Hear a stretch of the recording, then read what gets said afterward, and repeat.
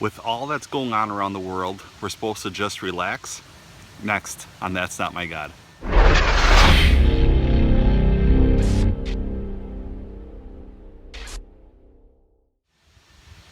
Thanks for joining me for another That's Not My God. I'm sitting out here in Door County. So if you would go on Google Maps and look up Door County, Wisconsin, specifically Ellison Bay, you would find we're way up in the tip top of the thumb on the mitten of Lake Michigan, which is one of the Great Lakes here in the United States.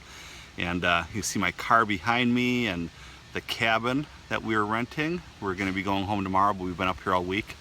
But it got me thinking a little bit because my iWatch, my Apple Watch, has been going off like crazy because of all the news stories. Just today, one of the big news companies here in the United States, the president stepped down because of allegations, and man, for that matter, even in my own city of 6,500 people, the bank president had to resign and is facing federal charges due to large embezzlement. And you know, you just start wondering, like, what is going on in the world around us? And we have the things going on in France. We have a lot of things stateside here with police officers and different minority groups, and just and the election, the presidential election. That's another big one. And you start wondering, God, what's going on here? And then let alone our own personal turmoil in our life. You know, kids, if that's applicable, marriage, if applicable, single life, if applicable, and just on it goes. Job, health, all these things. And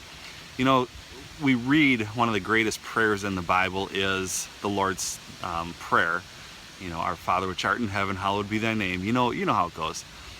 But one that stands out to me on how to live the life of a Christian, perhaps even pray, is Psalm 46:10, that simply says, "Be still and know that I am God."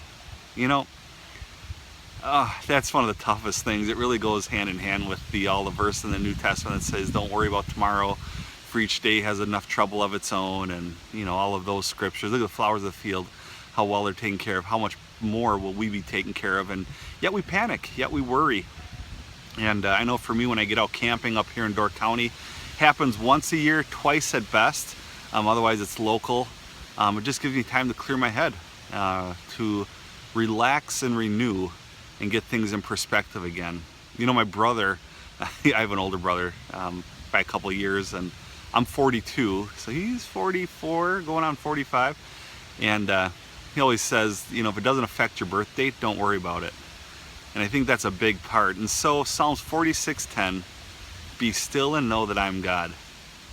Yeah, that actually works. That actually makes a whole lot of sense, because I can't worry about the presidential race in the United States. I can't worry about terrorism all the time. I can pray for it, and I can pray for those that are involved, and pray for our leadership. I can pray for my own personal situations. But be still and know that I'm God. He's not going anywhere. He never has.